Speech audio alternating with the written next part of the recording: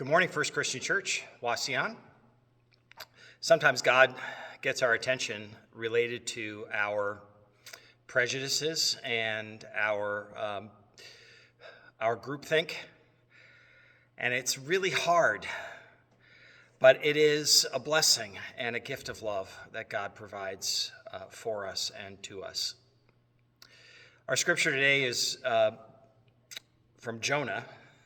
The entire story of Jonah is a fascinating exploration of prejudice and hatred confronted by God's plan for transformation and forgiveness, and the response of the prophet who is sent to be God's messenger of, yes, correction, but of grace. But God gets in Jonah's face in a way that God also gets in our face.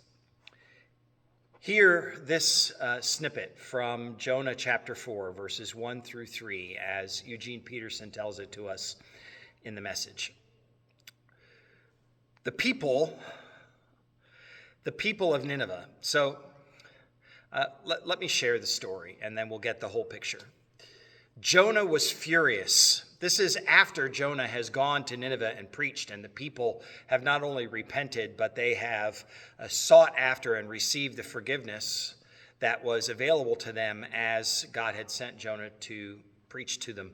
So the people have been transformed. God has forgiven them. All is now well. And Jonah is furious. He lost his temper at God. He yelled at God, "God, I knew it. I knew you would do this. When I was back home, I knew this was going to happen. It's why I ran away to Tarshish. I ran the completely opposite direction. I knew that you were sheer grace and mercy, not easily angered, rich in love, and ready at the drop of a hat to turn your plans of punishment into a program of forgiveness. So God, if you won't kill them, kill me. I'm better off dead." Well, that's a really hard attitude to live with, isn't it, towards other human beings and even a whole other nations. It's a hard attitude to live with and still be connected to God. God in this story. Oh, let's explore this story a little bit. God calls, we get so caught up just in Jonah getting swallowed by the whale and then spit out on the beach, all of that, and the song that Jonah sings from inside the belly of the whale. Yeah, okay. But the overall story, God has picked this person full of hate towards the nation of Nineveh to go and be God's messenger, not just of correction, but of graciousness, salvation, and transformation. God is like that. The New Testament is got a main character in it that is not dissimilar to Jonah in that way. If you get the whole picture of the whole life and ministry of Paul and what led up to his conversion experience on the Damascus Road and what resulted afterwards and the people's response. In Jonah's case, Jonah couldn't wait for the day when God would destroy Nineveh. Not just because it would mean victory for the people of Israel, but specifically because in those clashes, in their competition for authority and power, the national rivalries had so sunk into Jonah's spirit that he hated those people. A good God could never save an evil nation. But then God decided to use just that person full of that hatred to be the agent of reconciliation and transformation. And Jonah's response at first was, "Absolutely not, God. I'm headed the complete opposite direction of where you're sending me. So we got in a boat and sailed away. But you can't run from God. And God would not permit him to run away. But God also would not destroy his erstwhile prophet.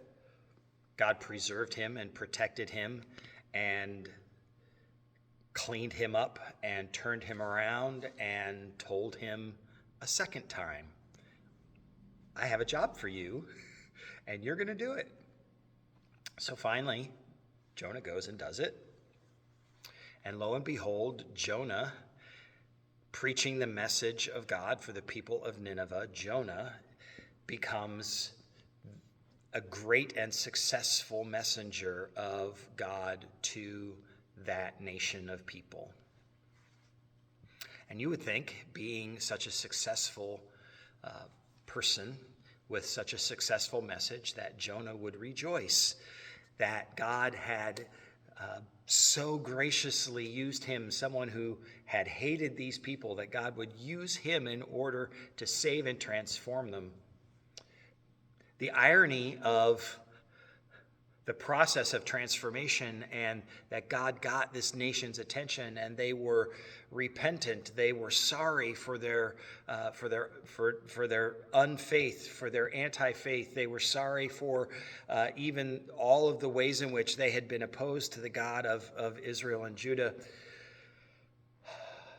But Jonah would have none of it. He had spent so much time and so much energy in being hateful towards these people that were the national enemies of his nation, that he was mad at God for being kind.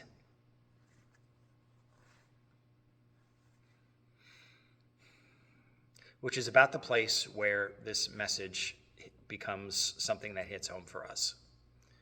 Have you ever been mad at God for being kind? Have you ever been mad at God for being gracious to somebody else? Have you ever been looking for not just the correction of somebody who had done you wrong, but you were anticipating the day when they would get what was coming to them and you would see their punishment, and in their suffering you would celebrate because they had been so terrible and awful to you? But then God, rather than punish or destroy or any of those things, but then God did something more amazing. God didn't let them off the hook. God got their attention and transformed their lives and created a new human being, where once there was someone that had no interest in God or God's ways, all of a sudden is the most on fire disciple, precisely because what they experienced was graciousness and forgiveness and renewal and enlightenment. And all of a sudden there's this new person, and the opponents are stuck. Sometimes we're stuck with, but God, I was waiting for them to be punished. And God says, but that is not my way. Punishment is not the purpose of God's ministry for any person. Even correction and judgment, as it is given in the scriptures or in life, it's not for the sake of our annihilation. It is for the sake of our renewal, of our turning to God and receiving what we need. God has given us grace, and sometimes that's what is the hard pill to swallow. We deserve punishment, but that's not what we got. We are broken. God made us whole. So, notice as the story ends, God gives Jonah an object lesson about the level of God's caring for everything God has made.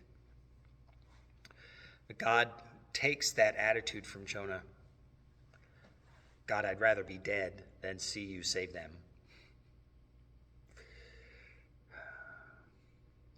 And at the end, we learn the lesson that says,